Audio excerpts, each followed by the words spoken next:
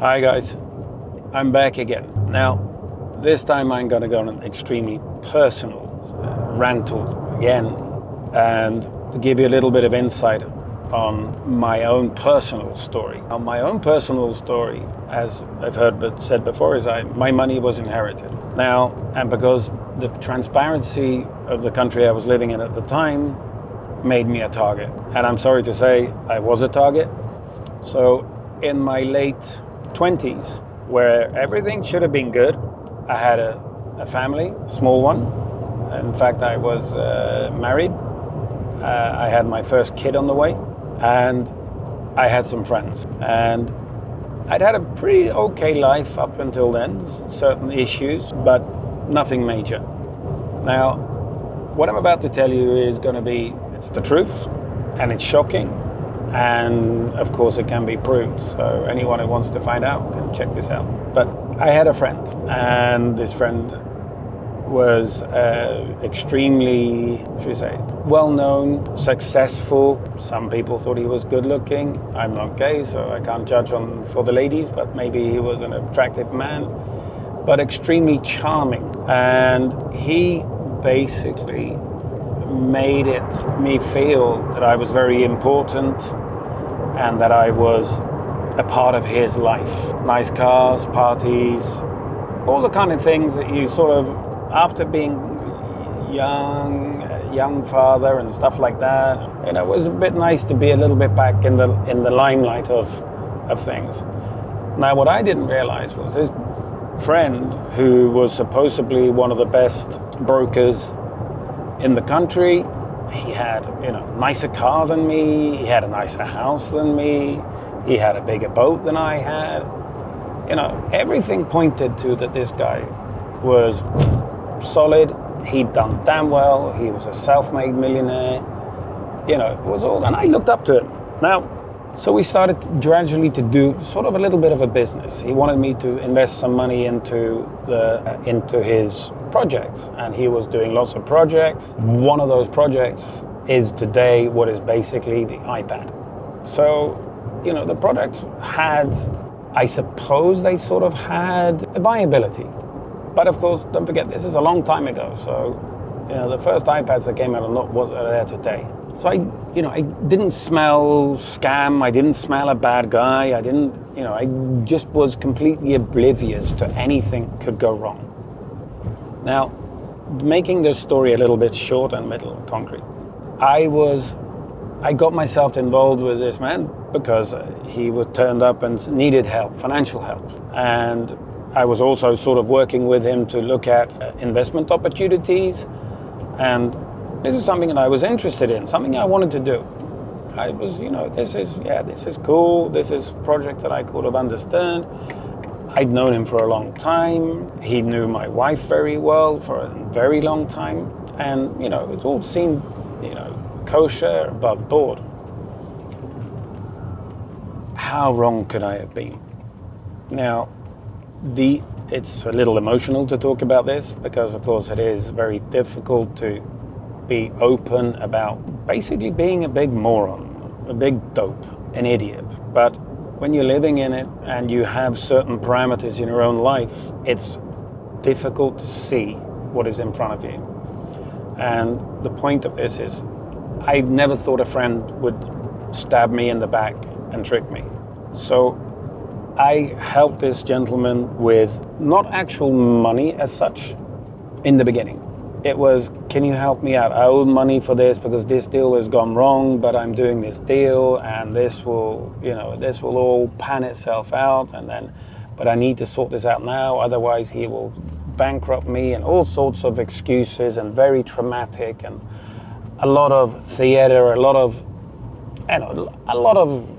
theatricals, basically. And me being me, nice and kind and open-hearted and everything else, I helped out. Now this snowballed very, very quickly.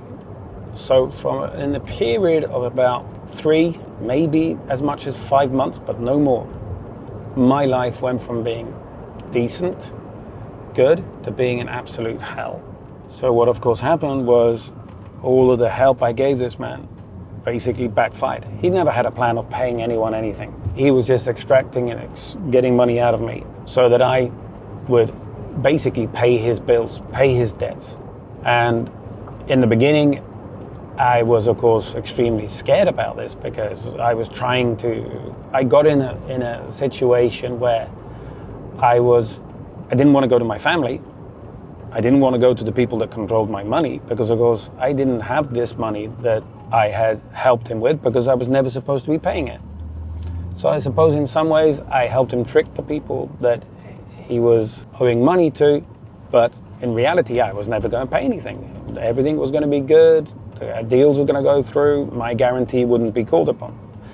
All of my guarantees were called upon. And basically my $1 million that I inherited from my grandmother many, many years ago had grown and grown and grown, and was probably somewhere close to about 6 or 7 million, if not even 8 by that time. This money disappeared in forms of guarantees, and that was basically my life. I had, by that time, this is now moving on a couple of years, through courts and things like that, it all takes time. I already had a family, not only with one child, but actually with 2. So I started to have to pay out, and I did. Now this is where the story gets even worse.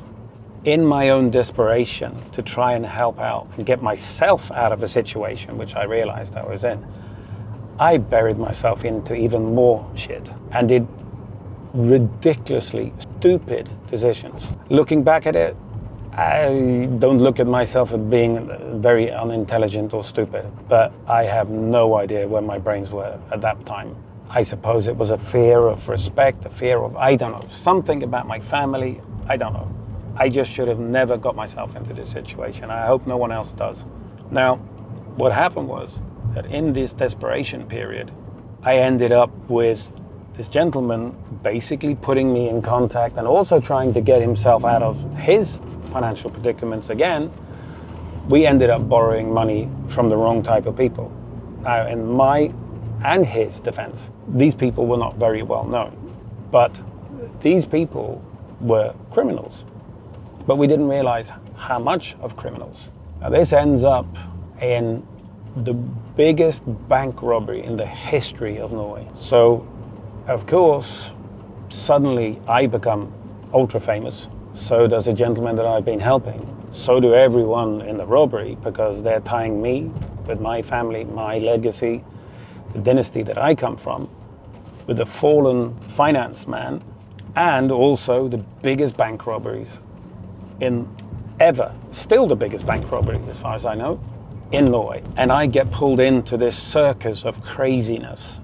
And coming from a family that are in media, of course the media is all over this, and the family felt that I was dragging the family name down. Of course I never did anything to harm my family members or anyone else. I was just helping a friend. And this ended in just catastrophe, all the money going. My money, of course, not my family's money or anything like that, but my own personal money. Everything that was set up to me and given to me was gone. It wasn't gone overnight, because of course it didn't happen that quickly, but the actual start of it was only a couple of months. And for anyone that thinks that you're invincible, and if you're thinking about doing something, you listen to my story. I lost $8 million, roughly, in a period of 3 to 4 months by being nice. That was the only thing I did. And I ended up with articles about bank robberies. The media, it was a field day for the media, because of course they had me, they had the finance guy, they had bank robbers, they had murder, they had everything. I mean, it was just giving them absolute pleasure. They could do whatever they want. It would just sell and keep on selling. It was the hottest stuff for many, many years. But for me, it was an absolute disaster, because it was ruining me, my life, my family situation. Everything was complete madness. And I lost a lot of friends, not proper friends, but some bad friends. But I gained, I'm sorry to say at that time, a lot of people that you don't particularly want in your life. And it's a long, long story. It's well documented. And I have no problems talking about it, but it is, of course, 25 years ago now, or close to. And it is hugely, hugely, hugely difficult to talk about. And it has ripped up my family. It's ripped up everything that I had as a normal person. And it's taken 25 years of my life to get back. This is one of the stories of the things that have happened in my life.